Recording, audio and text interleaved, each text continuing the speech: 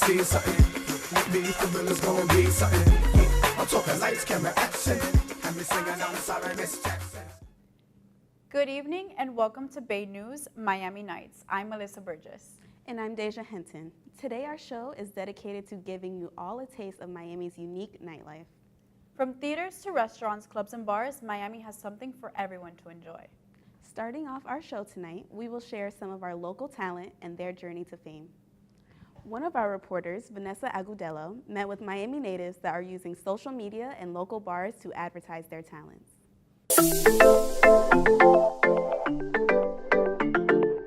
Giant murals, street art, coffee shops, bars, and galleries everywhere. If you think this is Wynwood, think again. Just north of Fort Lauderdale, a neighborhood with many upcoming artists known as Fat Village, Flagler Arts Technology, or FAT, is a playground for millennials, talented street artists, and all art lovers.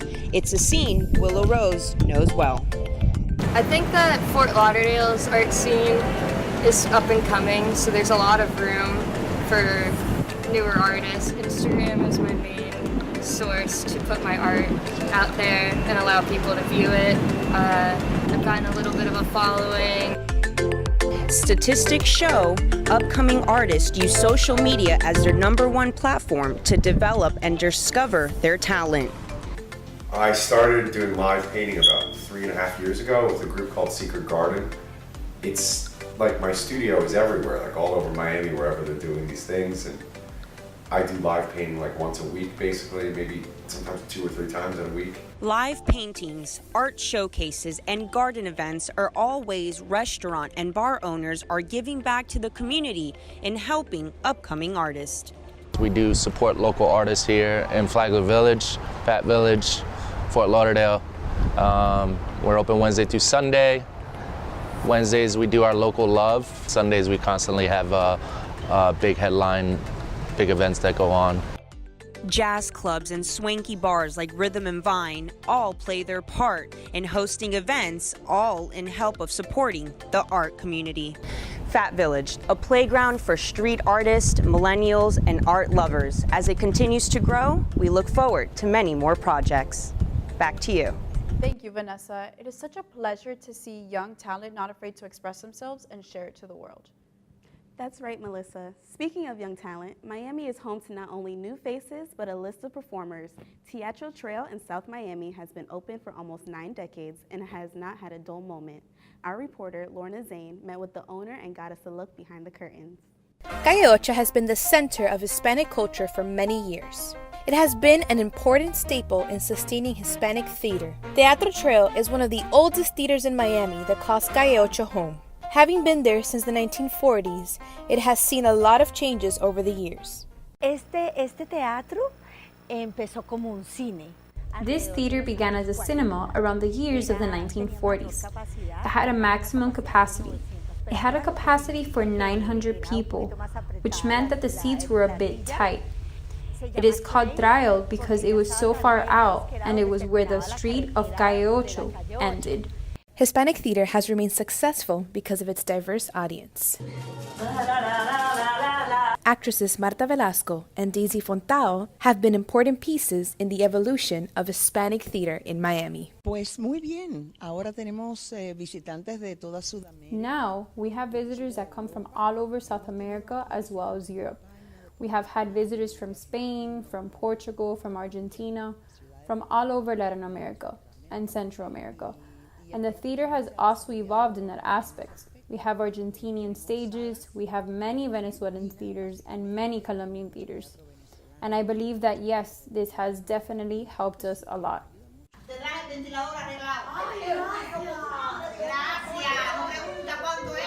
Teatro Trail's acts are so unique and has such a diverse audience that director Marisol Correa believes it will succeed and evolve anywhere they take it.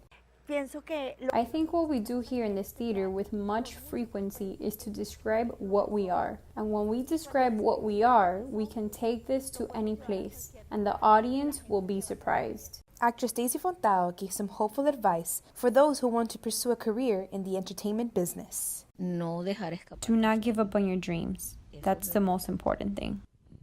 In the United States, the theater industry provides a popular pastime for many people. While it's still evolving in Miami, many theaters like Teatro Trail have set the foundation for what's to come. With Bay News, this is Lorna Zane. Although there are fewer theaters in Miami, it is so great to see them keeping the culture and art of comedy alive even here at FIU. With projects, work, and a million other things students have going on, FIU Theater Department encourages students to take a break and enjoy one of their plays each semester. After the break, we will take a trip to FIU's Wertheim Performing Arts Center for an interview with the professor and two of the theater students that are part of this year's production called She Kills Monsters. Welcome home, buddy. You and me, we were made for love. A lifetime is not long enough to show you what you mean to me. Ooh, I'll be waiting here for you when you come home to me. I'll see you later, buddy.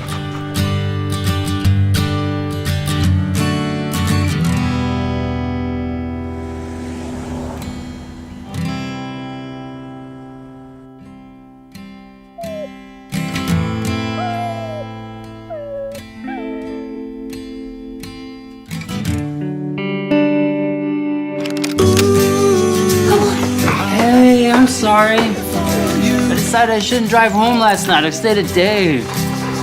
Ooh, when you come home I'm back. I'm back. to me. Yeah, I'm back. Every semester, the FIU Theater Department produces plays directed by their professors. Today, Tony Galaska, director of the play She Kills Monsters, is here with us to talk about the play opening April 13th at the FIU Wertheim Performing Arts Theater.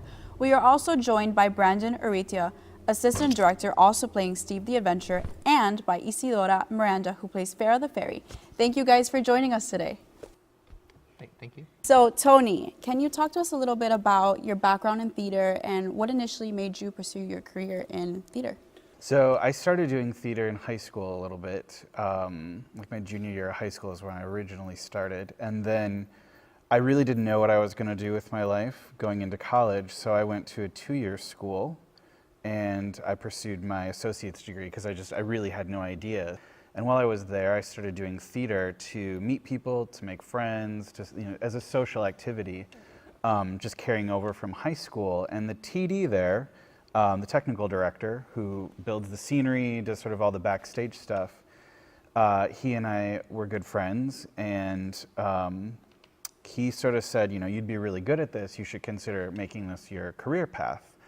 And this is actually the first production that I'm directing here at FIU. Yeah. Cool. So how do you feel about that? It's been great. I think She Kills Monsters is such a fun play, and as soon as I read it, in my mind I had decided I needed to direct it and be much more involved than just as a lighting designer. I wanted to sort of take the helms of the play and really sort of run with it and direct it. Can you talk to us a little bit about the play? So it's really a story about these two sisters. One of them dies at the beginning of the play, right at the beginning, and the play doesn't dwell on that, it's just a fact that happens. And the rest of the play is the sister that's still alive. She goes to start sort of sorting through her sister's stuff and finds a Dungeons and Dragons module, like an adventure, and she takes it to a gaming store and has this guy run it for her. And what happens through that adventure is it basically comes to life on stage. We see Tilly, the sister that is no longer alive, come to life through this adventure. And it's really the story of these two sisters coming together and learning about each other and all the things they didn't get to experience in life together. And the sisters making a connection and a bond there that, through the game that they didn't get to do in real life. So it's this story of these two sisters getting to know each other with all this geek culture, Dungeons and Dragons, board games, cosplay, all these other things layered in there as sort of a vehicle to see them make that bond, make that time together. So when you were looking for your assistant director, what was it about Brandon that drew you into having him as your assistant? That's a good question. Brandon he knows Dungeons and Dragons like nobody else. So it was sort of a natural fit into the world of the play, and sort of the commitment to what was going on. He's around the department a lot, committed to the process, and knows a lot about the content of the play itself. So Brandon, how has it been working, as an assistant director in the play and also as an actor? Just being a part of the show has been a really nice learning experience. It's good to grow with it. A lot of research was put into it. I've learned more about how to address actors properly with certain ideas and how to convey them so it doesn't come off as a weird slang word that you use in normal conversation. And then acting-wise, it's interesting being on the other side of the stage, I suppose, just to see the exact process that goes along with, instead of going, I want you to go here, it's more of, they should go here because it works with these exact reasons. Cool. And Isidora, so you are also a character in the play and you are Farah the Fairy. Can you talk to us about your character and what were some of the ways that helped you prepare for your role? I read the play before auditions came up and I saw that there was this character who was supposed to be it's supposed to be played by a small girl who was very loud and proud and strong, and I was like, okay, that's me, done, decided. It didn't matter who else was auditioning. I was like, I'm going to be this part. So I went into the audition just like kind of embodying this very strong character. It doesn't matter how small she is, and I got very lucky and I actually got the part. And it's been a lot of fun playing this character because she seems very like sweet and small and just has doesn't have any issues with life, is very just demure, but don't get in her way because then she will mess you up, which I think reflects a lot of my own personality, so it's not much acting really from my part. I'm just having a really fun time with the character. So let's shift a little bit to the Miami theater scene, and do you think that Miami appreciates theater and acting? I think there's a lot going on as far as the theater scene in Miami. What's interesting about Miami versus other cities is there's so many different varied options of theater. You have micro theater downtown where it's, in shipping containers, where it's a sort of a social event and it's a la carte. You have the Arsh Center right there also, where it's a big performing arts center, and you have groups like Zoetic Theater Company who are there. Miami New Drama at the Colony over on the beach. You have, academic environments like UM or FIU where we're here. I think there's just, and then that's not even getting into opera and dance and other things. And then there's lots of other companies as we sort of spread out beyond there. So, I think as a city, I think there's just so many options that's kind of the challenge of theater in Miami, is that it's just so many options. But I would say, yeah, it's an appreciative city for fine arts like theater, dance, opera, performance art, anything in that vein. Brandon and Isidora, what do you guys think? I think a lot of it has to do with the Hispanic culture. I know for a fact that in my family, everything is about the art. Even if people aren't so much artistically inclined, they still want to be surrounded by it. There's art in everyone's houses. We listen to music almost every day. I think that it's a really important part of coming together as a community. Theater in Miami, it's a nice big mixing pot because, as Tony said, there are all these different locations and they all have their own unique tastes. So maybe you like only the shows that show up at the Arsh Center, or maybe you only like the shows at Gable Stage. It's a nice taste because you can go around maybe throughout 1 month and see different shows at each different location and get a wonderful feel of how expressive just the culture in Miami is. Thank you guys so much for joining us. The play is from April 13th through the 22nd at the Wertheim Performing Arts Theater at FIU. Stay with us after the break.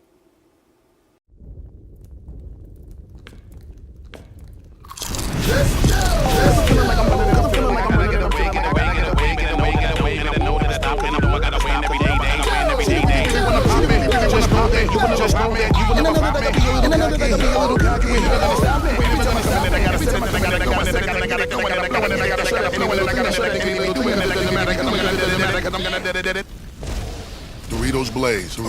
flavor that brings the heat. Flavor that brings the heat.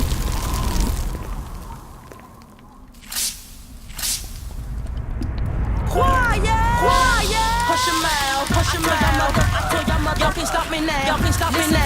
Listen to me now. When the rain, listen to the rain. And if you want, come on, get me now. Come on, get me now. With me now. Since you with me, biggie bounce, biggie bounce. I know you dig to push with my style, with my style. New Mountain Dew, clear, refreshing lemon lime dew. Welcome back to Bay News, Miami Nights. We continue tonight's show with our very own Miami-style entertainment. Here is my inside look at this year's Bayfest, hosted by FIU. Bayfest, hosted by SPC each spring semester, is one of FIU's most popular events.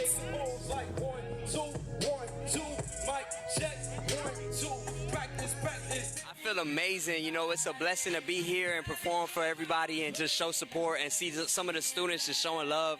It's an amazing thing to feel, you know. Bayfest brings together local talent, food trucks, vendors, and other activities for all attendees to enjoy. I ate at the Island Buzz food truck last year, and I am looking forward to that. They had really good oxtail, and like the fact that oxtail comes from a food truck is different. Yeah.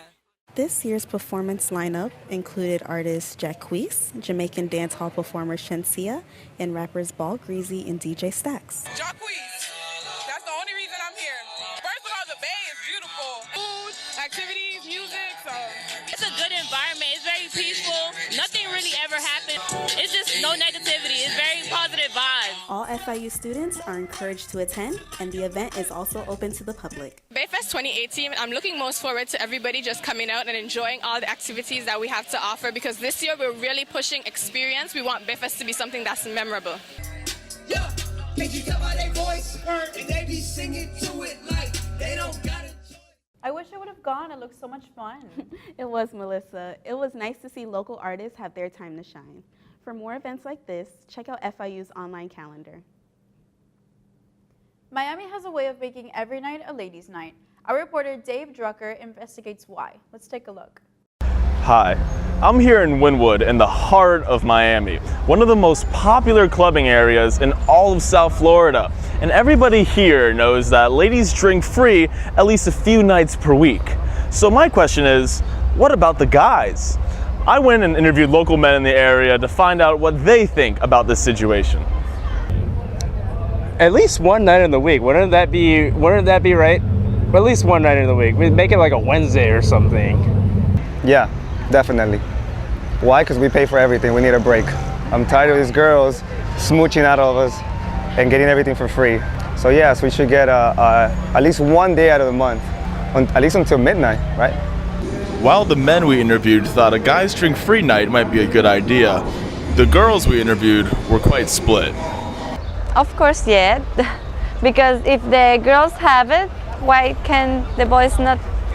But to the restaurant or bar, it's not like a good way to do it, because the girls drink lowest than the guys. So I definitely think that it's not a guy drink free night anywhere, because the simple fact is guys just don't know how to drink and go back home.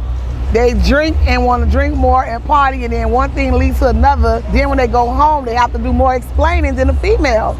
If girls are able to have a free drink night, then I feel it's only fair that guys have a free night too. And we need to brush up on equality as well.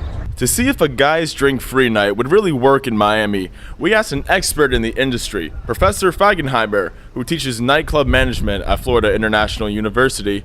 Men go where there are women. It's an easy marketing piece for us as operators. If I only have to offer free drinks to one of them, I'd rather offer free drinks to a 100-pound girl instead of a 250-pound guy.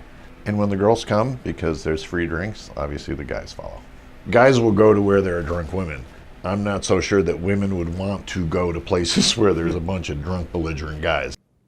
Thank you, David. It looks like being a woman certainly has its advantages.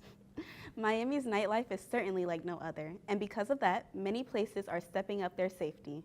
I checked out a few spots that have invested in new technologies that keep their customers safe.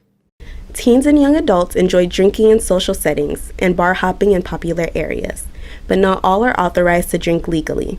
According to a study published by the National Institute of Health, Just over 12% of college freshmen reported owning a fake ID for the purpose of obtaining alcohol. That number grew to 30% within a year. Businesses in Miami have started using a new tool to combat the use of fake IDs with an app called Age ID. 1000 Degree Pizza in Miami Lakes gave us a demonstration. Well, with the little barcode in the back of the ID, we scan that and it just tells us like who's allowed to drink, you know, and like let's say you're in groups and we use one tab, we scan all the IDs just to make sure, you know, we're not accidentally giving beer to an underage person. The app uses a camera to scan the barcode on the back of an ID. In seconds, the app verifies the authenticity. 1000 Degrees Pizza has incorporated the system to work with a beer tap wall. Each customer receives a chip card that links the amount of ounces consumed directly to the ID. At checkout, the card is scanned and the customer is charged 38 cents per ounce of beer poured. The new Age ID software, we've noticed a lot less underage drinking, and it's definitely making our jobs a lot easier. We've noticed a lot less calls going on. So far, the use of Age ID has been a success and has a growing number of businesses around the nation using the technology. Are you on a budget? If so, check out our list of Miami's best deals each day of the week. Mondays can be a drag, but not at Texas Roadhouse because every Monday is FIU night. Students who show their FIU ID can get all-American hamburgers, cheeseburgers, or bacon cheeseburgers for just $5.99 and margaritas for $5. And anytime an FIU student or employee visits Texas Roadhouse, they get 10% off their check anytime by just showing their FIU ID. Tuesday has quickly become a favorite day of the week for food lovers because it is the perfect excuse to enjoy Taco Tuesdays. Talkology in the Brickell City Center hosts their all-day Taco Tuesday special where you can get any 2 gourmet tacos for just $5. If you happen to be in Wynwood on a Wednesday night, you're in luck. At Wood Tavern, it's Wing Wednesday and Ladies Night. Wings are 50 cents for everyone and ladies drink free from 8 p.m. to midnight. You can almost taste the weekend approaching on Thursday nights at Blackbird and Brickell because you get free pizza with every $10 drink purchase. And on Fridays, mi gente, celebrate the end of the week and satisfy your sweet tooth at La Michoacana Ice Cream Shop in Little Havana with their $3 special on homemade ice cream or fruit paleta of your choice. That's all for Bay News, Miami Nights. Thank you for joining us. My name is Deja Henton. And I'm Melissa Burgess. Good night, Miami.